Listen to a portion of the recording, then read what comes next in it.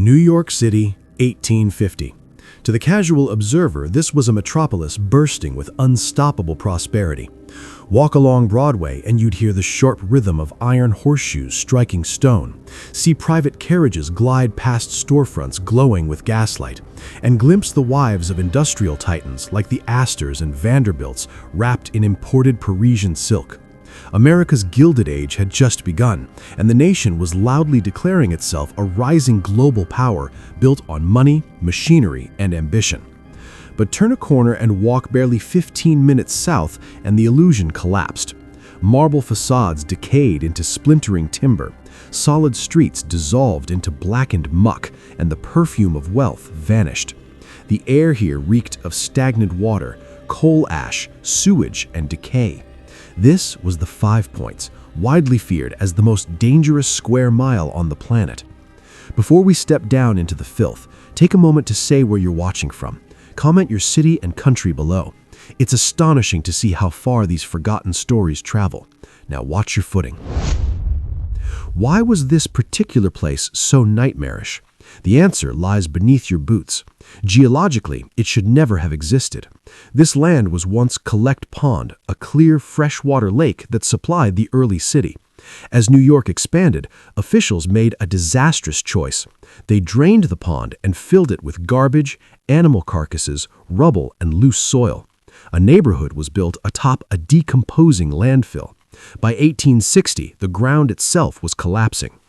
At the center of this slum rose a structure infamous even in its own time, the Old Brewery.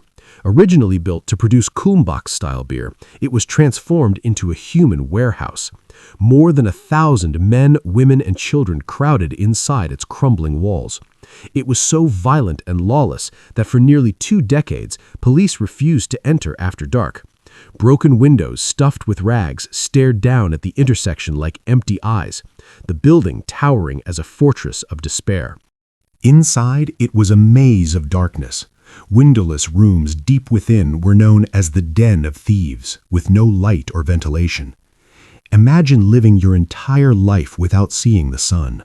Some children born there didn't witness daylight until years later. In a chamber called the Cave, 20 families slept together on straw-covered floors. Murders in these corridors barely interrupted daily life. Outside was no refuge. In 1860, New York had no sanitation department. The solution to waste was simple: pigs. Thousands of feral hogs roamed the streets, consuming garbage and human waste tossed from windows. They were the city's living disposal system. Children were seen riding them like ponies through knee-deep sludge. Any decent boots were destroyed instantly by manure and mud. Alongside the hogs worked rag pickers, the city's poorest residents, using iron hooks to search the muck for bones, rags, or glass. They labored 14-hour days for pennies, recycling refuse to survive. The bones they collected fed the bone boilers, factories that rendered carcasses into glue. The stench was described as a physical assault. A yellow haze of fat vapor and coal smoke smothered the neighborhood day and night, filling every lung. Yet 5 Points was not only suffering, it was also a birthplace of American culture.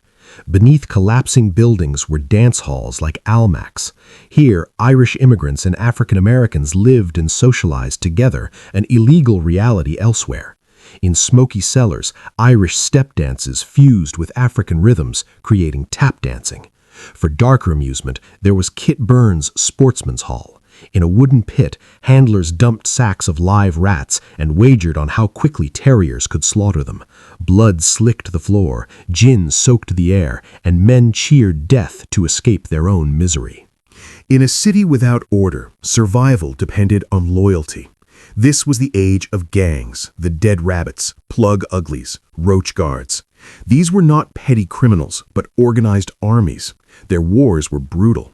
In July 1857, a massive street battle raged for 2 days using bricks, paving stones, and iron bars. Police were helpless, watching from the edges as neighborhoods became war zones. This was not crime, it was civil war. Even your drink could kill you. Much of the city's milk came from swill dairies. Cows were kept in sunless basements, fed boiling whiskey mash, their bodies decaying while alive. Their gray, diseased milk was whitened with chalk, plaster, and eggs. This poison killed an estimated 8,000 infants in Manhattan in a single year. Among the worst victims were the street Arabs, homeless orphans who sold papers by day and slept over steam grates by night. 5 cents bought shelter. Without it, you froze. Childhood here meant entrepreneurship or death. To impose order, the NYPD turned to a new weapon: photography. They built the Rogues Gallery, pinning criminals' images to station walls. Detectives memorized faces, studying eyes for danger. Tensions finally snapped in July 1863. The Civil War draft ignited the largest uprising in American history. For 4 days, New York burned. Mobs hunted the wealthy and torched the colored orphan asylum. The chaos ended only when Union troops marched directly from Gettysburg, firing cannons into city streets. Eventually, the city decided 5 Points was a disease. In the late 19th century, reformers led by Jacob Riis exposed its horrors. The slum was demolished. The old brewery fell. The land was reclaimed. Today, Columbus Park in Chinatown rests atop those buried lives. The mud is gone, but the struggle of millions still pulses through the city's veins.